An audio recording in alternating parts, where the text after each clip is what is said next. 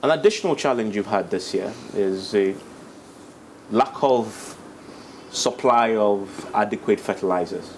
No, it's not lack. Yes, there's been the amount of fertilizer that we projected to supply under subsidy. See, there are two markets for fertilizer in Ghana, the open market and the subsidized market. The subsidized market, we've grown it from 110,000 metric tons to 500,000 tons, which we're hoping this year we could do. Which also serves the majority of farmers. Well, smallholder. The subsidized market. The subsidized market is meant for smallholder farmers, not commercial farmers that Ghana, others were talking about. True. And in Ghana, smallholder farmers form the bulk of producers. Oh, yeah, they produce nearly 90% of our output. Anything, and cocoa. Fair to say, even your policy targets, yeah, they are primary targets of your policy. Oh, yes, that's it. That means planning for food and jobs is meant for smallholder farmers. So the fertilizer challenge affected these smallholder farmers? Yes. I take that. And don't forget, I was reading the newspapers on Monday.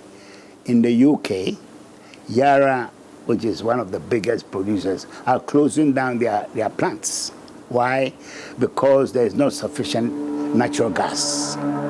And they are speculating that because of that, there's fertilizer shortage in the UK, which will mean reduced yields and shortage of food next year. This is the United Kingdom, one of the most developed countries. So if they are facing shortage, and we don't even produce a bag of fertilizer in Ghana, we have to import totally everything that are our requirements. If they, the producers, are facing shortage, is it any wonder that Ghanaian farmers are facing shortage? So John Mahama was right then when he said his brother couldn't find fertilizers and as a result has reduced his own production and yield and projecting that next year we might have shortages. He was right, wasn't he? No, he was totally wrong. First of all, the subsidy is not meant for his brother. Because his brother is in commercial farming. Yeah, but... No, wait, please. So he's exposing himself. You know his brother? Fertilizer? No, I don't know any of his relatives. I'm just wondering how you know it is commercial. He was in commercial farming. Because he's doing 300 acres. So you by know, definition, no, I don't. How would I know his farm? Okay. I'm saying that if he's doing 300 hectares. I'm just curious how you know the hectares is his farm. Because he said it. Okay. You just mentioned it. Yeah. So from what he had said himself. But what else can I? What are you talking about? Agric Minister. So no, I'm saying this is what he said. His brother, and you said it. You mentioned the figures. Yes. Why are you running away from them? I'm just checking if you knew about it. I mean, how would I know? It won't be strange. No, I mean there are millions. Agric Minister. Listen, I'm an Agric Minister. There are over 3.5 million farmers in Ghana. Yeah. You expect me to know everyone? Please. I'm just I may be a genius. I get it. I may be a genius, but not that much genius.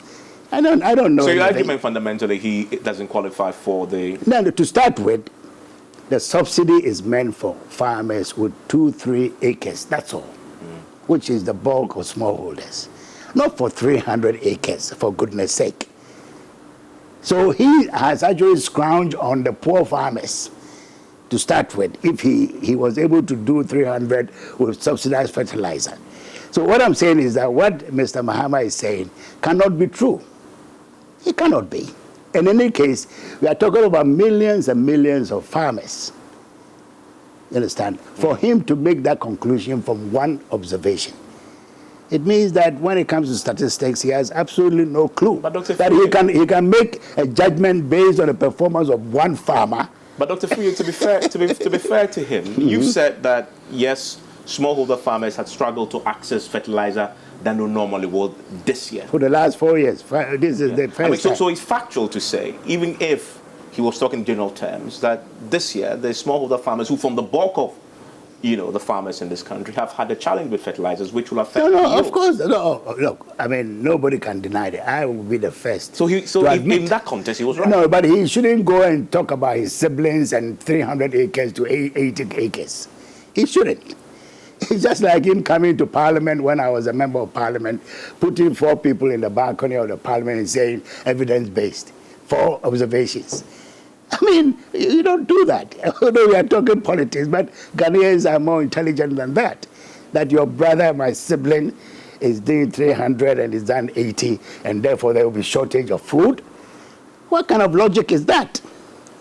But he's not the only one. He's not the only one warning us of this. No, but he's using his evidence of one single observation of his siblings. And that's typical, isn't it? It's all to do with family. And nothing to do with the poor farmer who is sitting there. What are you insinuating? No, I'm not insinuating anything. But of course, he has to talk from a personal experience before he. No, but you don't. But you cannot dive into that huge conclusion that because your brother has reduced his acreage from 300 to 80, and therefore there's going to be a shortage of food next year. I mean, what kind of logic is that? What kind of statistics is that? But you agree, away from his brother example.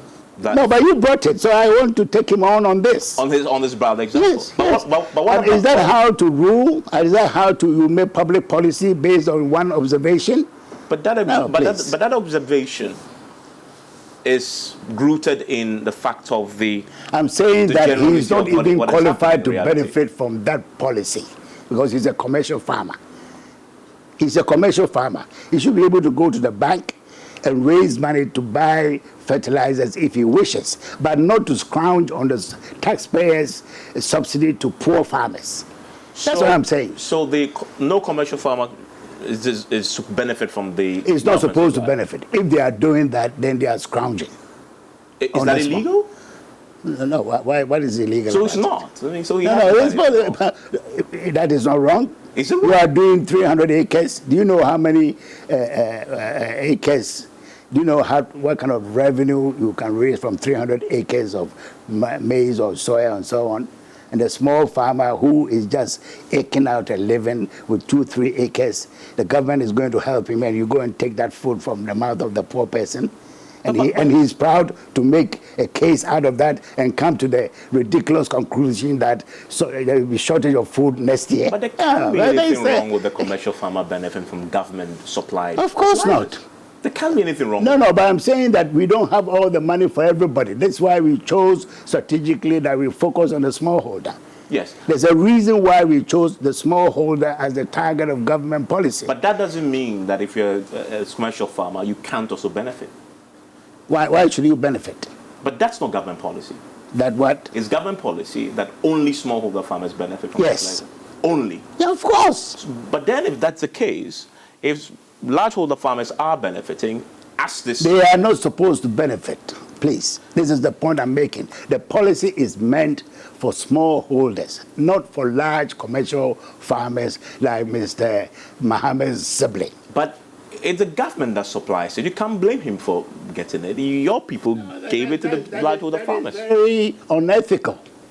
Something meant for smallholder, like government free education, free food for kids, and then you go from your office and then you take a plate from a student whose parents could not afford it. But what about... Is that ethical? No, I'm asking you a question. But the fundamental question there about the government officials under your ministry who also give it to them knowing they're not supposed to benefit. No, they don't give it to them. How do they No, because we don't distribute. We don't do the distribution ourselves. The ministry doesn't. We rely on the whole trading arrangement to make it happen.